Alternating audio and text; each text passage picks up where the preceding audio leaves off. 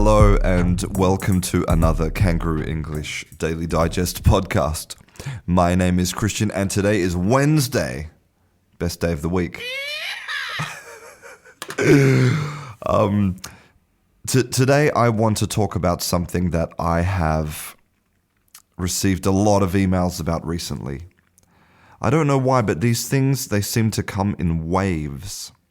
So the thing that I've received a lot of emails about is people asking me how they can improve their writing.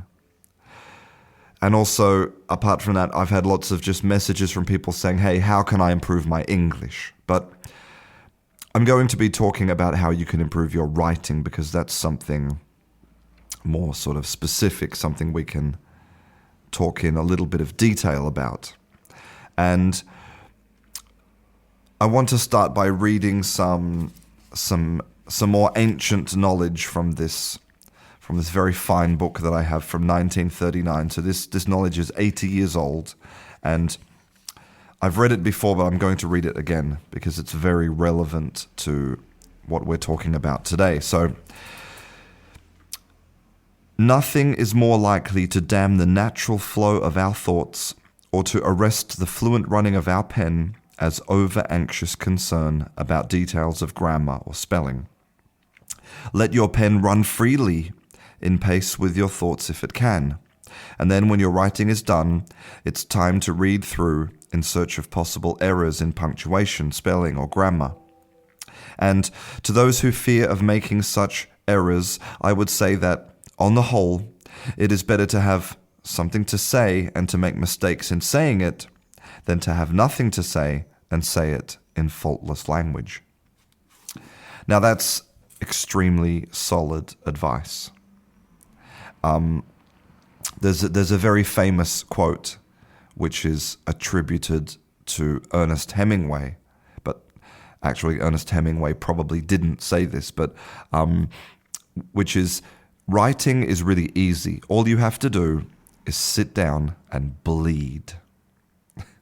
Or sit down at the typewriter and bleed. And that's basically what it's all about. How do you get better at writing? Well, you write more. Now, you would never ask the same question about anything else, right? Like, for example, if you wanted to know, how do I get better at playing tennis? Do I read books about playing tennis? Do I watch YouTube videos about tennis? Do I sit around and think about tennis? No, you get out there, you pick up a racket, and you play tennis. You play. You improve through the act of doing, and writing is exactly the same.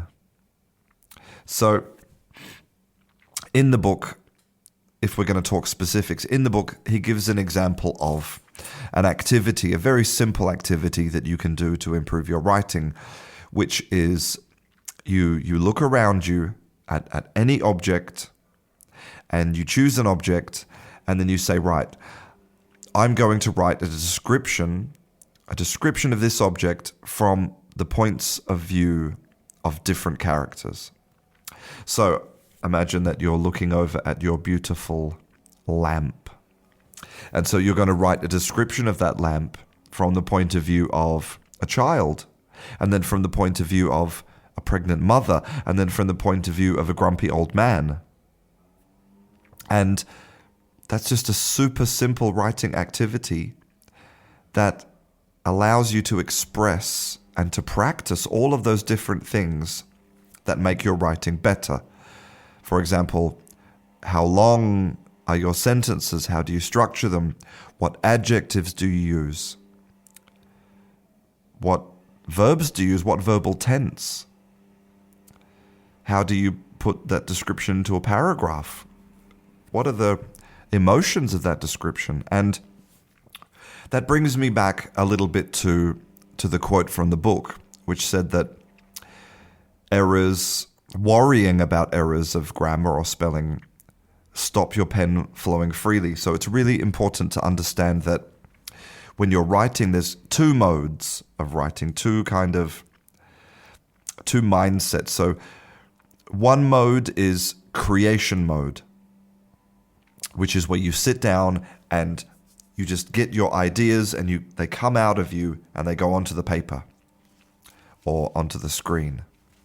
And the second mode is copy editing mode, which is where you go back and you read it and you look at it and you're critical and you ask yourself, is it good? Could it be better? And you also engage your noticing, right? I talk a lot about noticing because noticing is extremely important and also very underrated. So you spend time reading other people's books and you look at how they use sentence structure and paragraph structure and adjectives and verbs and all of that stuff to make their writing good. And so you notice it. You make sure that you're aware. And then again, when you're writing, you're in this production mode, this content creation mode. You create, you put it down on paper, and then you go back and you look at it and you're critical. You're aware. You notice. You're like, is that working? How could I do this differently? How could I do it better? And you do that again and again and again and again and again and again and again and again. And I want to tell you about another famous quote in the writing world, which is that the difference between an amateur writer and a professional writer is that the professional writer didn't give up. So basically, a professional writer, they were really bad at writing at the beginning, just the same as everybody else. They're really bad, but they did it a lot. They practiced. They got better. And maybe this seems like kind of unhelpful, simplistic advice. And you'll notice that a lot of the time on my YouTube channel and all my other social media, what I'm trying to do is I'm trying to push people towards taking responsibility again for their learning.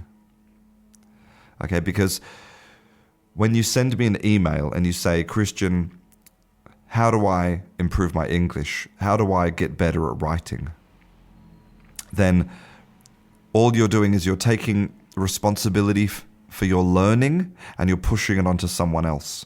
You're pushing it onto me. But you're not going to succeed at your language learning goals if you do that. And that's why I'm trying to debunk all of these myths. I tell people there's no secret to learning a language. There's no special technique. There's no system that you can pay $29.99 a month for. There's no guru who's going to just come in and make you a Pulitzer Prize winning author. It doesn't work like that. You are the one who has to put in all the hard work. And it's not fun for me to tell people that. There's no advantage for me to say, hey, guess what? There's no secret. You just have to work really hard. And a lot of people, they don't want to hear that. And it's a difficult message to really absorb. It's difficult when somebody tells you, hey, you're not going to get fluency in 90 days. You're going to get fluency in 30 years. But these things are the truth. And once you accept the truth and really understand that the power to succeed or fail at learning a language is in your hands, well, that's when you really have the opportunity to succeed. And so if you're sending me an email in today's world in 2019, then that means that you have access to the internet.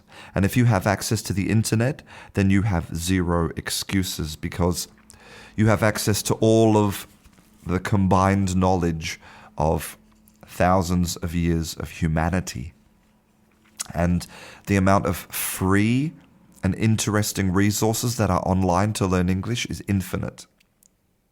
So please stop pushing the responsibility for your learning onto other people and take that power back.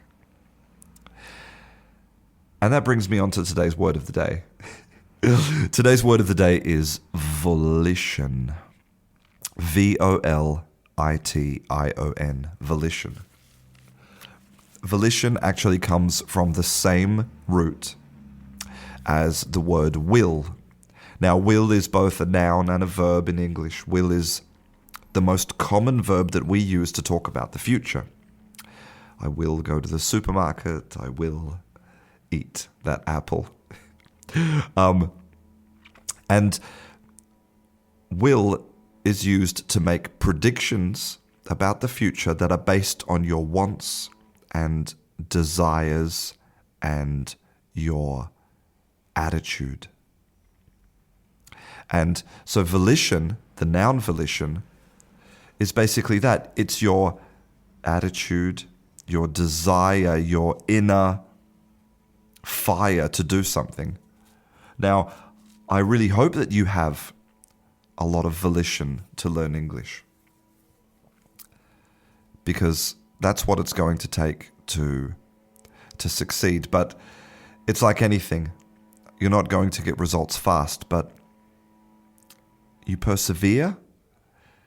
You know, it's like going to the gym every day.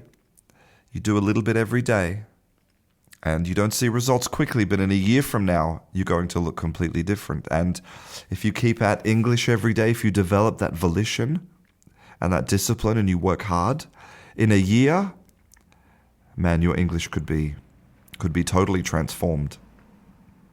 And that's what I want for you. So get that volition. Stop making excuses. If you want to get better at writing, write a lot. If you want to get better at speaking, speak a lot. If you want to get better at listening, listen a lot. There's no secrets. I'm Christian. This is Kangaroo English. I'll see you in class.